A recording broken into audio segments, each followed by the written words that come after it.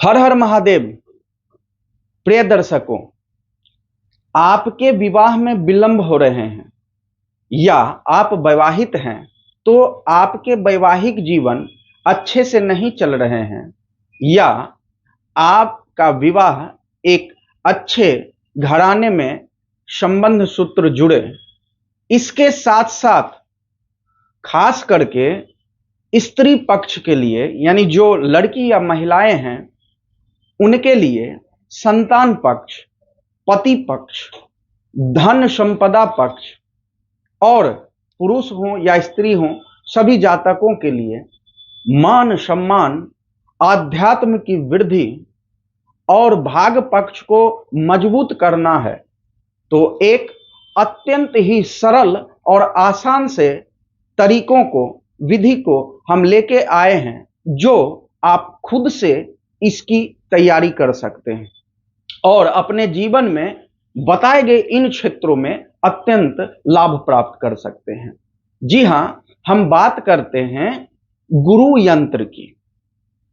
आपके कुंडली में गुरु किसी भी अवस्था में हो लेकिन उनका भरपूर लाभ प्राप्त करना चाहते हैं तो इस नियम को अपनाइए, क्योंकि किसी भी जातक के लिए देवगुरु बृहस्पति कई चीजों को देने वाले होते हैं। सर्वप्रथम हम बात करते हैं तो आपके अंदर इतने सकारात्मक ऊर्जा को वो अग्रसर करते हैं, सकारात्मक ऊर्जा की उन्नति करते हैं जिससे आपके आध्यात्म की वृद्धि होती है और सबसे बड़ी बात है कि आपके सामने आपके लिए कौन से व्यक्ति आपके बारे में हित या अहित सोचते हैं, इस तरह की ऊर्जा आपके अंदर विकसित करने लगती है। इसके अलावा आपके भाग पक्ष और वैवाहिक पक्ष, खास करके महिलाओं के लिए इन क्षेत्रों में अत्यंत लाभ मिलते हैं। तो जानिए कि इस गुरु यंत्र को हम किस तरीके से, किस विधि से तैयार कर सकते हैं खुद से घर पे, और इसको किस तरीके से धारण किया जाता है और इसकी निर्माण विधि क्या है, ये सारे चीजों को हम बताने जा रहे हैं। तो पहले विधि जानिए। किसी भी पूजा के दुकान से आप भोजपत्र को लीजिए, उस भोजपत्र पर हल्दी और गंगाजल को मिश्रित करिए और उस भोजपत्र पर हल्दी गंगाजल जो मिश्रित किए हुए हैं वो स्याही का रूप हुआ। उस हल्दी जल युक्त स्याही से आप उस भोजपत्र पर आम की लकड़ी से अथवा अनार की लकड़ी से अथवा मयूर के पंख से गुरु यंत्र का निर्माण करें, जो हम बताएंगे आपको।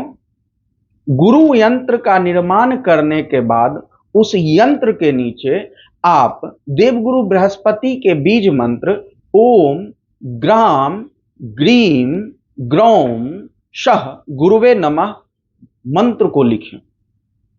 इसके बाद उस यंत्र को स्वर्ण अथवा ब्रॉन्ज के ताबीज में उसे भरकर अच्छे तरीके से पैक कर दें, बंद कर दें और बृहस्पति जी के आगे अर्थात विष्णु भगवान के आगे, नारायण के आगे पीतल के पात्र में उस यंत्र को विधिवत गंगाजल से धोके आप रख दें।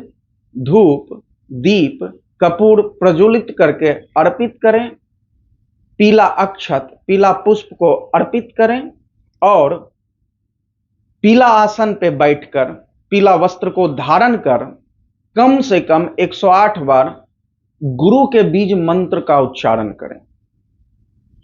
उसके बाद ये सारी प्रक्रियाएं आप गुरुवार के दिन करेंगे। इसके अलावे आप गुरुवार के दिन गुरु की होरा में या उस दिन कुंडली में या गोचर में देवगुरु बृहस्पति की शुभ स्थिति हो, शुभ मुहूर्त में आप इस यंत्र को धारण करते हैं। साथ ही साथ आप रोजाना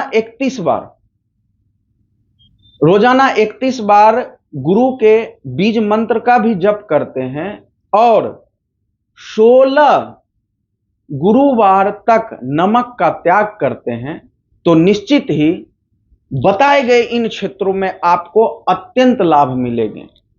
खास करके इस यंत्र को धारण करने के कोई नकारात्मक प्रभाव नहीं पड़ते हैं।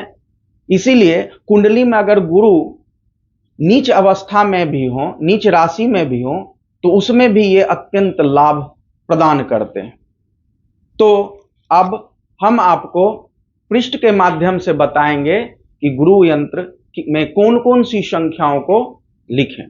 तो आज आइए जानते हैं गुरु यंत्र बनाने की विधि। वेदों में, पुराणों में और कई ग्रंथों में ग्रहों से संबंधित या अन्य किसी देवी देवताओं या शक्ति से संबंधित यंत्रों की चर्चा है। तो हम बात करते हैं एक पुस्तक गीता प्रेस गोरखपुर ज्योतिष तत्वांक, इसमें भी 9 ग्रहों से संबंधित यंत्र के बारे में बताए गए हैं। इस यंत्र को धारण करने की विधि है। तो जानिए इस यंत्र को हम किस तरीके से 9 खानों में किस किस अंक को, कौन कौन से अंक हैं उसको हम देते हैं। तो आइए जानते हैं। इस तरीके से आप एक वर्गाकार रूप बनाइएगा और इसमें 9 खाने बनाइएंगे और इस 9 खानों में अंक को लिखे जाएंगे। अंक हमेशा हिंदी में प्रयोग करें, अंग्रेजी वाले अंकों का प्रयोग ना करें। तो सर्वप्रथम पहली संख्या जो है वो है 5, उसके बाद है 9, 13, 10, 11, 6, 12, 7 एवं 8। इस तरीके से भोजपत्र पर हल्दी जल मिश्रित स्याही से और अनार की लकड़ी, आम की लकड़ी अथवा मोर के पंख से इसको इस तरीके से यंत्र लिखिएगा, बनाएंगे और इस यंत्र के नीचे गुरु के बीज मंत्र ओम ग्राम ग्रीम ग्रौम सह गुरुवे नमः भी लिखेंगे। इसके बाद बताए गए वीडियो में उस विधि के अनुसार आप इसे धारण करें।